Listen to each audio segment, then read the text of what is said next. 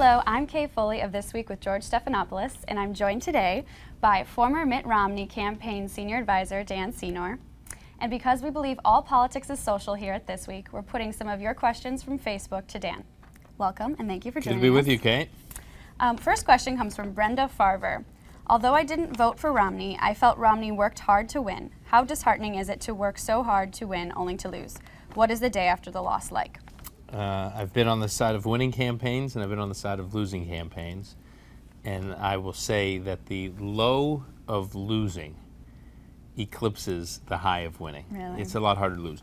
Yeah, particularly because, you know, if you're deeply involved with a campaign at a pivotal time for the country, all of us who were involved with the campaign felt that the stakes were so high for the country that we really were at a sort of, you know, pivotal moment, and there were real differences between these two men, and you know we felt strongly that one was better suited than the other, but we lost. It's still our country. Barack Obama is still our president. We'll continue to do what we do and make our case and hope that there's some common ground that can be found between the two parties, but it's very disappointing. Well, it sounds like there's a lot of time on the road, and that can really be taxing. So actually, our next question is from Robert Jevons, and he asks, when did Romney Paul wake, sleep? In terms of, sleeping, he would, he'd get a regular night's sleep. He'd try to do his workout, his P90X, which has become legendary. He tries to do that every morning.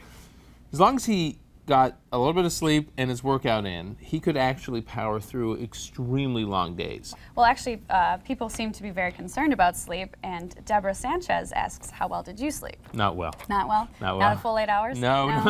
Well, that's like over 2 nights, maybe. Well, other questions about the campaign trail. What was your favorite stop? Wow, that's a trick question. I have so many, and I don't want to offend any one particular state over another. There were some real memorable moments. I think that night in Cincinnati, the Friday before Election Day, where we had something like 30,000 people out in the stadium, really cold out, for both Romney and Ryan.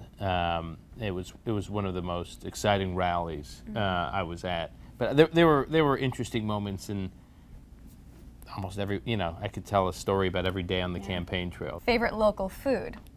Oh, that's all. It's like a similar question. The famous Cincinnati chili. That's legendary. Favorite local food? Gosh, diners. We would go to so many diners. I know every diner in America. Who has the best French fries? Well, there's this one diner. I'm blanking on the name though. It was in Kentucky. And we went there the morning after Ryan's debate. I'll find out the name for you and get back to you. It was this great diner in Kentucky the morning after Ryan's debate. We went with his family, and I can't figure out whether or not the food was so good or it was just a relief that the debate was over. What was the most surprising thing you learned about Mitt Romney or Paul Ryan on the trail? When you're not involved with a campaign, you have this perception of what's involved in a campaign. There's so many pieces to it.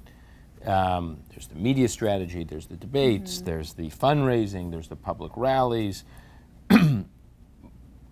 There's a whole other element the press doesn't have access to, which is the family dynamic.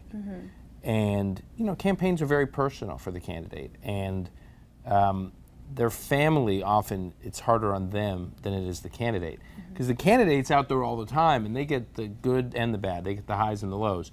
They're out there with tens of thousands of people cheering them on, thanking them for running them, holding their hands at rallies during rope lines, telling the candidate they're praying for them. They get all that positive energy. Sometimes the spouses, the family, are not on the trail, and they're just reading all the bad. They're just reading the bad news clips. They don't get that positive energy out on the campaign trail. So I think it's very hard for families, and even in the best of circumstances, even when you're winning. After all of this, would you ever run for elected office? I talked to my wife. I doubt it. I will stay involved with the process, like